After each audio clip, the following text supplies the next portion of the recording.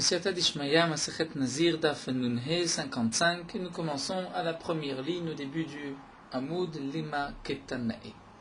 Donc nous allons reprendre cette marloquette que la Gemara nous a rapportée, de cette question, ce problème que la Gemara a rapporté, et que la Gemara veut ici peut-être déduire d'une marloquette Tanaïm entre Rabbi et Rabbi Yosef et Rabbi Yehuda. À propos de Eretz Ha'amim, nous avons vu dans la Mishnah Eretz Ha'amim, c'est-à-dire la terre des peuples en dehors d'Eretz Israël, il y a une impureté midé Rabbanan.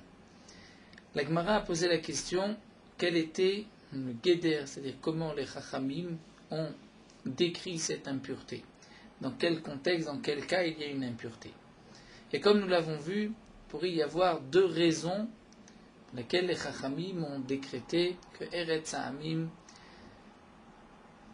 terre des peuples, est impure. Ou bien, les Chachamim ont décrété une impureté pour ne pas que les gens sortent d'Eretz Israël vers Chutz La'aretz. Et on dit que toute terre en dehors de celle d'Israël est impure.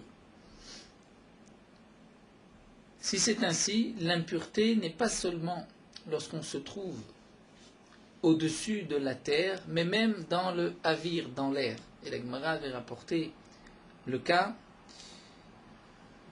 plus haut, on avait parlé de ça, on avait rapporté déjà Daf Yuted, Daf Lamed, ainsi que Tosfot ici, pour celui qui est dans une caisse qui rentre Be'eretz Ha'amim, dans une caisse, dans un coffre qui fait plus de 40 CA, qui n'a pas le statut de Keli, il n'est pas Mekabel Touma.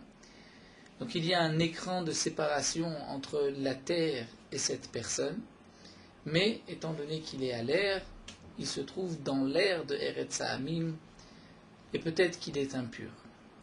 Ça c'était donc la première proposition, Mishum Avira. Ou encore, demande l'Agma, Mishum Gusha, c'est-à-dire que la takana des Chachamim n'était pas juste pour empêcher les gens de sortir, pour éviter que les gens sortent vers Chutz La'aretz, mais plutôt parce que en Chutz La'aretz, les gens ne faisaient pas attention de bien préciser, de bien marquer où ils enterraient leurs morts. Et donc on pouvait craindre qu'à chaque endroit, à chaque morceau de terre, goucha, un morceau de terre, il y a peut-être un mort. Et donc si un homme se trouve au-dessus, mais Tumat Oel, il est impur. Mais c'est vrai que si cet homme se trouve dans une caisse, dans un coffre, étant donné qu'il n'est pas directement sur la terre, il ne devrait pas y avoir d'impureté d'après cette deuxième raison. La Gemara va essayer maintenant de prouver que c'est une marloquette Tanaïm. Les marques Tanaïm, on n'a qu'à dire que c'est une marloquette Tanaïm. Quelle est l'impureté? Est-ce que c'est Avira ou Gusha? C'est marqué dans une braïta. Nichnas le Eretz Ha'amim, celui qui rentre dans une terre étrangère, en dehors des peuples, en dehors d'Israël. Beshida, Teva ou Migdal, dans un coffre, une boîte, une armoire. Rebi Metame. Rabbi Yosef et Rabbi Yehuda mettaient. Rabbi dit que cet homme est impur, et d'après Rabbi Yosef et Rabbi Yehuda, il est pur. Maïlav. N'est-ce pas qu'on va expliquer ainsi la marloquette Rabbi Sava Mishum Avira. D'après Rabbi, l'impureté de Eretz Ha'amim, c'est lorsqu'on est dans l'air, on est à l'air de Eretz Ha'amim. Et donc là aussi, il est Be'avira de Eretz Ha'amim, il est impur. Et Rabbi Yosef et Rabbi Yehuda Sava Mishum Gusha. Rabbi Yosef et Rabbi Yehuda lui pensent que c'est Mishum Gusha, c'est-à-dire la terre elle-même est impure. Et donc, puisque cet homme ne se trouve pas sur la terre, mais il y a une caisse qui fait écran et une séparation, donc il n'est pas impur. Est-ce que c'est ainsi qu'on va proposer la marloquette entre Rabbi et Rabbi Yosef et Rabbi Yehuda? La Gemara reprend et nous dit non. Lo, dekulama mishum gusha. On pourrait expliquer qu'aussi bien Rabbi, Rabbi Yosef et Rabbi Yehuda sont du même avis que c'est mishum gusha, c'est-à-dire c'est la terre qui est impure, et donc lorsqu'on se trouve sur la terre, on est impur. Alors, quelle est leur marloquette? Pourquoi, d'après Rabbi, il y a une impureté, puisqu'ici cet homme se trouve dans un coffre, donc ce coffre est écran, il n'est pas sur la terre? Eh bien, la Gemara va nous donner une autre explication, une autre raison de leur marloquette. Nous avons dans les Rishonim, Tosfot, Mourosh, Mfaresh, plusieurs explications de cette sugya, qui dépendent aussi de plusieurs versions, comment lire dans la Gemara, Nous allons rapporter les deux explications de Tosfot, sans par la première apportée par Tosfot, et ensuite nous réétudierons la Gemara avec la deuxième explication. Donc Tosfot nous explique d'abord que la Gemara est donc réfuter et dire qu'aussi bien Rébi, Rabbi Yosef et Rabbi Yuda sont du même avis que c'est Mishum Gusha. C'est la terre qui est impure. Alors pourquoi dans Shida Teva ou Migdal il y a une impureté d'après Rébi, ne se trouve pas sur la terre? C'est qu'en vérité cette caisse est appelée Oel Zarouk. Oel Zarouk, c'est un Oel, une tente, une maison, mais Zarouk. Zarouk, c'est-à-dire qu'on peut jeter, qui est mobile. La marloquette ici est de savoir, est-ce que cette Shida Teva ou Migdal, cette caisse, ce coffre, peut faire écran avec l'impureté ou pas? Est-ce qu'on peut le considérer comme un Oel, comme une maison, comme un toit? Et donc l'impureté qui se trouverait sur la terre est impure, l'impureté ne peut pas dépasser le coffre. Il y a le bas du coffre de cette caisse qui fait écran, et donc celui qui se trouve dans la caisse n'est pas impur, puisqu'il n'est pas sur la terre.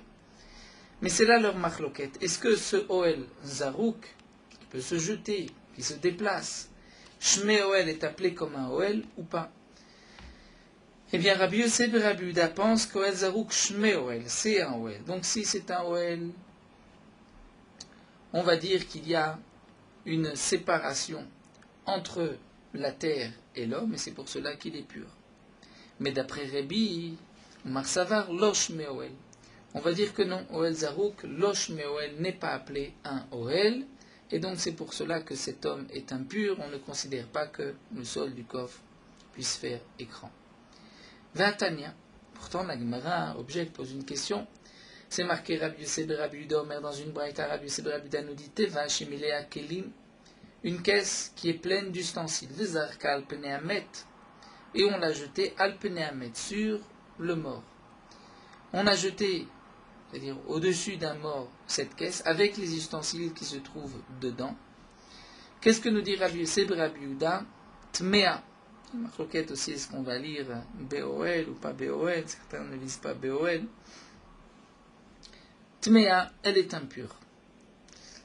C'est-à-dire la caisse est impure. Les kélim qui s'y trouvent sont impurs puisqu'ils sont passés au-dessus d'un mort. Mais si elle était posée, c'est-à-dire elle n'était pas jetée, théora, elle est pure. Donc voici une braïta où nous voyons que d'après Rabbi Yosef et Rabbi Yuda, Oel Zarouk, Losh Meoel n'est pas Oel puisque tout est impur.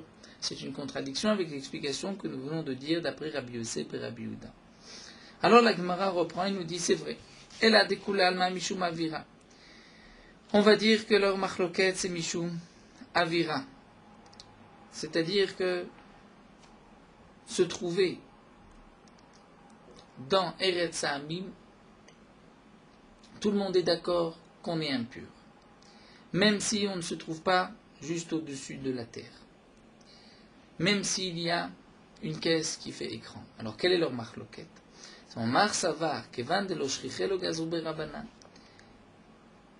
L'un pense qu'étant donné que de rentrer dans une caisse et de se déplacer ainsi, ce n'est pas quelque chose d'habituel, de fréquent.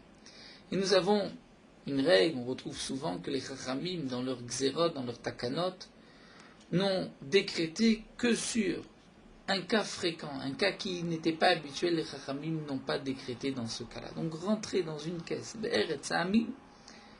personne n'avait l'habitude de le faire, c'est un cas qui n'est pas fréquent. On ne peut pas dire que les chachamim ont décrété que dans ce cas-là, il y a aussi une impureté mishum avira, bien que c'est vrai qu'il se trouve dans le avir de Eretz Hamim. Au Ma'ar Savar, donc cette explication, Kevan Shkel Gazber Abanan, c'est la raison de Rabbi Yosef et Rabbi Yuda, ou Marsava, et Rabbi lui pense à Falgad, lo Shriche Gazber Abanan. Même si ce n'est pas Shrich, même si ce n'est pas habituel, les Chachamim ont quand même fait une takana, et donc cet homme est impur puisqu'il se trouve en dehors d'Eretz Israël. Ve'atania, et on va nous apporter une preuve à la nuit, Vanichnas, l'Eretz Hamim, celui qui rentre dans Eretz Hamim, de Otsel, Beshidat, Teva, ou Migdal, Taor, il est pur. Mais si un homme rentre Bekaron dans une charrette de carrosse, ou Bisfina dans un bateau, ou Biskaria, Biskaria c'est le mât d'un bateau, là où on met la voile du bateau, Tamé il est impur. Quelle est la différence entre Shida, Teva, Migdal, et Karon, Sfina, Biskaria? C'est simple, c'est que Shida Tevo Migdal, ce n'est pas habituel. Et donc les Chachamim n'ont pas fait de Xéra, alors que 40 Sfina dans un bateau, c'est fréquent, et les Chachamim ont décrété. La Gemara continue et nous dit, Veiba et Tema, on peut proposer une autre réponse, une autre explication de leur marloquette, qu'en vérité, Acha Shema Yotzi Rosho Verubo les Sham. La marloquette est de savoir, est-ce qu'on va décréter de peur que cet homme va sortir sa tête de la caisse? C'est-à-dire qu'en vérité, ils sont tous les deux d'accord, aussi bien Rabbi que Rabbi Yosef et Rabbi Yehuda, que Eretz Sahami est impur, Mishum Gusha, c'est-à-dire la terre est impure. Lorsqu'on se trouve au-dessus de la terre, on est impur. Et c'est vrai que lorsqu'on est dans une caisse, on n'est pas impur. On n'est pas impur lorsqu'on est dans une caisse, mais si on sort la tête de la caisse, là, on va se trouver au-dessus de la terre, et on est ma'il, betumatoel, on devient impur. La question est de savoir si cet homme n'a pas sorti la tête. Mais est-ce qu'on décrète, on va dire, il est tamé, parce que peut-être qu'il va sortir la tête sans s'en rendre compte, ou il risque de sortir la tête et d'être impur, donc on va dire, même lorsqu'il a la tête à l'intérieur de la caisse, il est aussi impur. Donc ça serait l'avis de Rabbi. Rabbi Yosef et Rabbi Yehuda nous dit que non, on ne craint pas qu'il va sortir la tête. Et d'ailleurs, Vatania, on nous rapporte une braïta qui est aussi une preuve. Et Rabbi Yosef et Rabbi Yehuda Omer, Anichnas, l'Eretz Sahami, Meshidat, Tevo, Migdal, Taor, Atchiotzi, Lesham, Rosho, Rubo. Donc Rabbi Yosef et Rabbi Yehuda précisent bien, celui qui rentre les Eretz Sahamim dans une caisse, un coffre, une armoire, il est pur, Atchiotzi, Lesham, jusqu'au moment où il va sortir sa tête ou la majorité de son corps. Donc on voit bien que c'est la différence, puisque dans la braïta,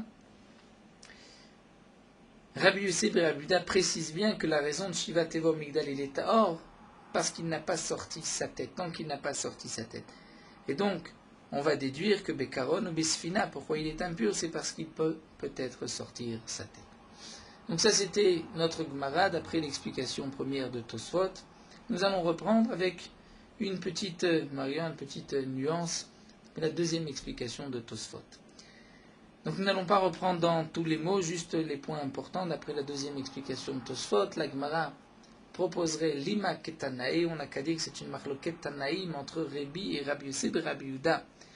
Est-ce que celui qui rentre Be'eretz Sa'amim est impur, Mishum Gusha, parce que la terre le rend impur, et donc lorsqu'il est au-dessus de la terre, il est impur, Betumatoel, la terre est impure, ou bien c'est le Havir, même l'air est impur. Donc puisqu'on voit que Rabbi nous dit qu'un homme qui rentre dans une caisse, et la caisse fait écran avec le sol, donc il n'y a pas de Oel Mishum Gusha, et pourtant Rabbi dit qu'il est tamé, donc on va expliquer que d'après Rabbi, c'est le Havir qui est tamé, et d'après Rabbi Yosef et Rabbi Yehuda, c'est le Gusha, c'est le morceau de terre qui est tamé. Puisque cet homme se trouve dans une caisse, comme nous l'avons dit d'après la première explication, la caisse fait écran, et donc il n'est pas impur. Ça c'était donc la proposition de la Gemara. N'est-ce pas que c'est ainsi la marloquette? Et la Gemara nous dit que non. En vérité, d'après tout le monde, on peut expliquer que c'est Mishum Gusha. C'est-à-dire la Gemara ne veut pas dire, aussi bien d'après le premier que le deuxième pshat de Tosfot, lorsque la Gemara propose, c'est peut-être une marloquette Tanaïm, et que la Gemara refute, non, on peut expliquer les Tanaïm d'une manière ou d'une autre. La Gemara ne veut pas dire que c'est une marloquette Tanaïm, on préférait ou bien garder la question et dire qu'on peut expliquer les Tanaïm aussi bien dans un sens que dans l'autre, ou bien ne pas faire sur ce point-là une marloquette Tanaïm, si la Gemara dans certains cas pense comme un tzad, on dit mais c'est peut-être une marloquette Tanaïm, la Gemara va dire non, ils pensent tous la même chose. Donc ici la Gemara répond, en vérité, ils sont tous d'accord que c'est Mishum Gusha. Alors, quelle est leur marloquette? La marloquette, c'est de Oel Zarouk. C'est-à-dire, là, d'après la deuxième explication, Tosfot nous dit, Oel Zarouk, c'est lorsqu'un homme rentre dans une caisse, mais une caisse qui se trouve sur le dos d'une bête, ou si c'est un homme qui porte cette caisse, ou plusieurs personnes qui portent la caisse. Là, dans ce cas-là, l'un pense que Oel Zarouk, c'est-à-dire une telle caisse, est appelée un Oel, il y a une Mechitza. Pourquoi? Étant donné que là, il y a les pieds de l'homme ou de la bête qui portent cette boîte et qui se trouve sur le sol, sur la terre. On retrouve dans Masechet Ha'alot, à propos d'un digne du talit amenafnefet, c'est-à-dire d'un talit qui, presque le tapis volant, avec le vent qui s'envole, et ce talit n'est pas considéré comme un OL, c'est vraiment le Oel qui est mobile, étant donné qu'il n'y a rien qui le tient sur terre, ce tapis ne fait pas écran, ce talit ne fait pas écran avec l'impureté. Mais ici, dans ce cas-là, c'est différent d'après l'explication donc, de Tosfot, étant donné que cette caisse est portée par un homme ou par une bête. Donc ça serait donc l'avis de Rabbi Yosef ben Rabbi Yehuda qui pense qu'un tel Oel, étant donné qu'il est porté, il peut faire écran. Et donc, puisqu'il fait écran, l'homme qui se trouve à l'intérieur est tahor. D'après Rabbi, ce Oel, Zarouk, Loshme Oel, il n'est pas considéré comme un Oel. Pourquoi? Puisque c'est, même si c'est mobile, puisque même si c'est porté par un homme, une bête qui ont les pieds sur la terre, malgré tout c'est considéré comme un Oel mobile et ce n'est pas un Oel qui peut faire écran et donc la personne qui se trouve à l'intérieur est impure. Donc ça voudrait dire que d'après Rabbi Yosef et Rabbi Yehuda, on va dire que Oel Zarouk, Shme Oel est considéré comme un Oel. Et donc maintenant la Gemara rapporterait Va'atania, non pas une question, mais une preuve. Va'atania, voici donc que nous voyons que d'après Rabbi Yosef et Rabbi Yehuda, Teva Shmina Kelim Zakal Pneamed Beoel Tmea. Elle est impure, mais si elle était Munachat Teora, que signifie Munachat? Donc Zarka, c'est-à-dire elle se trouve dans l'air. Là, ce n'est pas considéré comme un Oel, ça ne fait pas écran et donc tout est impur si ça passe au-dessus du mort. Mais Imaïta Munachat, si elle était posée, donc posée sur quoi? Sur le dos d'une bête, ou si un homme, plusieurs, portaient cette caisse-là, dans ce cas-là, c'est Tahor, étant donné que la bête, l'homme ont les pieds sur terre, c'est considéré comme un Oel important et ça peut faire écran avec la terre qui est impure. Ça, c'est donc ce que la Gemara proposerait. Donc, Va'atania, ce n'est pas une question, mais c'est une preuve. Si c'est ainsi, on ne peut pas lire Ella découlé Alma, mais puisqu'il n'y avait pas de question. Donc, on va lire différemment. Veiba et Tema. On peut proposer une autre explication et dire que leur marloquette, c'est à propos du din de Shriat. Et tout le monde est d'accord que c'est le Avir qui est tamé, l'air qui est tamé. Et leur marloquette, c'est de savoir si une chose qui n'est pas shriat, qui n'est pas habituelle, est-ce que les Chachamim ont décrété ou pas. Et dernière explication de la Gemara, c'est aussi, donc ça ne change pas d'après la première ou la deuxième explication de Tosfot, leur marloquette serait, est-ce qu'on craint que cet homme-là va sortir la tête ou pas. Donc la différence entre le premier pshat de Tosfot et le deuxième, c'est dans la définition du Oel Zarouk. D'après le premier pshat, Oel Zarouk, ici, il s'agit du Oel qui est en l'air, peut-être qu'il fait écran, ou est-ce qu'il ne fait pas écran. D'après le deuxième pshat de Tosfot, ce Oel Zarouk ici, c'est lorsqu'il a les pieds sur terre, c'est-à-dire lorsqu'il est posé sur la bête ou un homme le porte. Et donc, ou bien le Va'atania serait une question, et ensuite la Gemara reviendrait, et là on change d'avis, ou bien Va'atania c'est une preuve, et on ne lira pas et là, mais Iba et Tema, deuxième possibilité. On continue avec la suite de notre Gemara, ou Matril, ou Moné. Dans la Mishnah, nous avons vu qu'il y a certaines impuretés pour lesquelles le Nazir va interrompre sa Néziroute, c'est ce qu'on va dire, le Nazir est mégaléar, il se coupe les cheveux, il se purifie, et il reprend depuis le début sa Néziroute. Et nous avons vu dans la dernière Mishnah d'autres cas où le Nazir ne va pas interrompre sa Néziroute, c'est-à-dire il ne va pas se couper les cheveux. Mais c'est vrai que nous avons vu que pendant la période où il doit se purifier, puisqu'il est quand même impur, et il est impur pour 7 jours, ces 7 jours ne lui sont pas comptés pour la période de Néziroute, mais ne vont pas annuler sa Néziroute. Entre autres, nous avons vu pour le din du Metzora, du lépreux. Donc il s'agit du Nazir lépreux. Il y a plusieurs périodes pour un Metzora, pour un lépreux. Il y a la période de Hezger, c'est-à-dire lorsqu'il y a encore un doute sur le Nega, sur le bouton de lèvre. Donc le Kohen est Masgir, l'enferme. Il n'est pas encore tamé, mais il a un statut particulier, il n'est pas tahor. Il y a le Metzora Mukhlat, où là, le Kohen le rend Metzora véritablement. De toute manière, le Metzora Mousgad, c'est un peu une différence pour les korbanot, comme la Gemara Mishnah le dit au début de Masechet Megillah, ben Metzora Mousgad et Metzora Mukhlat. Et il y a ensuite le Metzora abîmé Sephiros, c'est-à-dire lorsqu'il va monter se purifier. Ce sont, on va dire, les 3 périodes du Nazir. Et donc la Mishnah nous avait dit que le Nazir, dans ces cas, Eno soter et akodmin ou matril ou moné miyad. Il ne va pas annuler les jours précédents, mais il va commencer à compter immédiatement, c'est-à-dire dès qu'il s'est purifié. Donc la Gemara reprend ici ou matril ou moné. Amar Rav Chizda. Rav Chizda nous dit ce que nous avons vu ou matril ou moné, que cette période où il était lépreux ne compte pas dans la période de Nézirut, mais ne va pas interrompre la Nézirut au point d'exiger du Nazir qu'il reprenne depuis le début. Nous dit Rav Chizda l'oshanu il a benezirut moetet. Ceci n'a été enseigné que dans une petite Nézirut. Une petite Nézirut, c'est-à-dire de 30 jours. Et comme l'explique Tosfot, cet homme a commencé, on va dire, 10 jours. Il devient lépreux, il guérit. Et donc à la fin, lorsque le Metzora, le lépreux guérit, il doit se couper les cheveux. 2 fois il se coupe les cheveux comme c'est marqué dans la Torah. Lorsqu'il a terminé, il se coupe les cheveux. Lorsqu'il s'est purifié, il se coupe les cheveux. Et donc ce Nazir-là, qui était lépreux, qu'au bout de 10 jours, il a pris le temps de se purifier, il lui manque 20 jours de Nézirut. Mais il ne peut pas les terminer, les 20 jours de Nézirut. Pourquoi ? Parce que le Nazir doit avoir les cheveux longs, il doit avoir des cheveux de 30 jours, comme nous l'avons vu. Et là, il ne lui reste que 20 jours. Donc c'est pour cela que le Nazir doit reprendre et compter 30 jours pour sa Nézirut, depuis le moment où il a guéri, et il se coupera les cheveux. Aval ben Nézirut meruba. Mais si c'est une grande Nézirut, comme l'explique Tosfot, il a fait un neder de suffisamment de jours qu'une fois guéri de sa tsaraat, il lui reste encore 30 jours. Donc il a le temps d'avoir des cheveux longs. Et bien dans ce cas-là, mislak namesalkinle, les jours, sa période où il était lépreux, vont lui compter dans le compte de sa Nézirut. Prenons un cas où le Nazir avait dit qu'il va être Nazir pendant 100 jours. Au bout de 30 jours, il devient lépreux.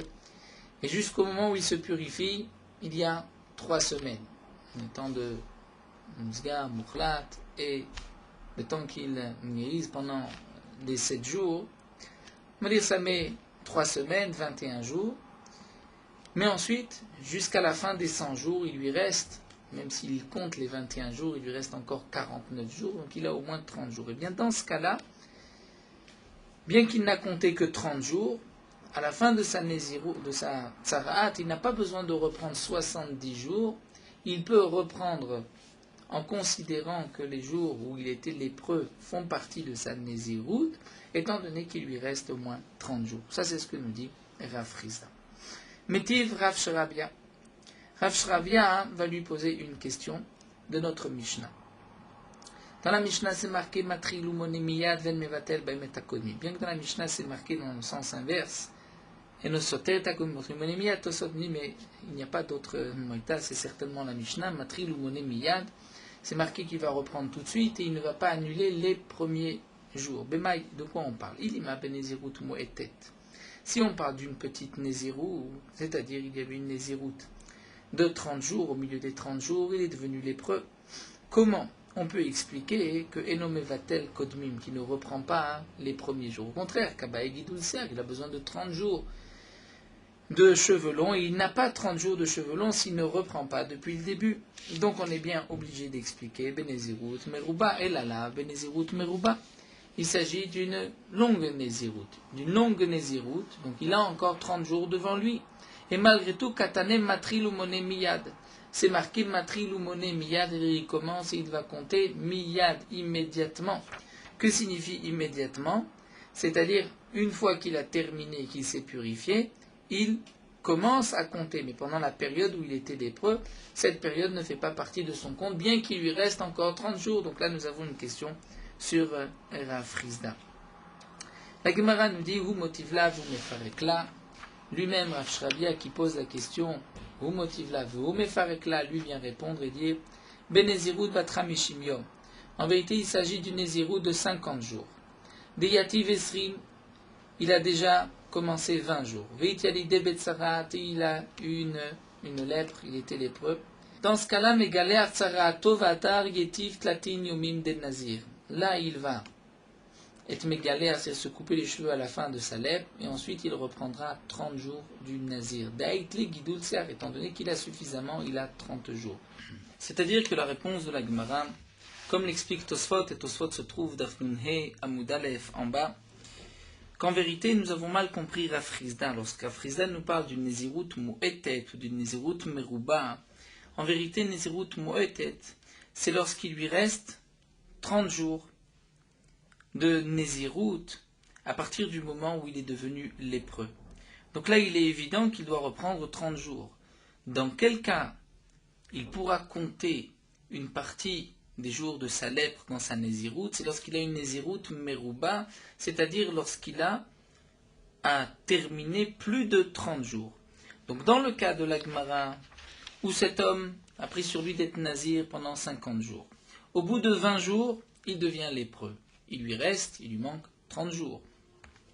Donc c'est vrai que il va se purifier de sa lèpre, ensuite il va terminer les 30 jours. Il a au moins besoin de 30 jours, puisqu'il faut avoir des cheveux longs de 30 jours. Dans ce cas-là, les jours de la lèpre ne vont pas lui compter dans la Nézirut. Il avait 20 jours avant, 30 jours maintenant, ça fait en tout 50, et il ne peut pas terminer avec moins de 30 jours. Mais c'est vrai que dans le cas où il y a plus de 50 jours, donc 50 jours, lorsque il est devenu lépreux, au bout de 20 jours, ça s'appelle Nézirut Mu'etet, dont Rafrizda nous disait que les jours de la lèpre ne comptent pas.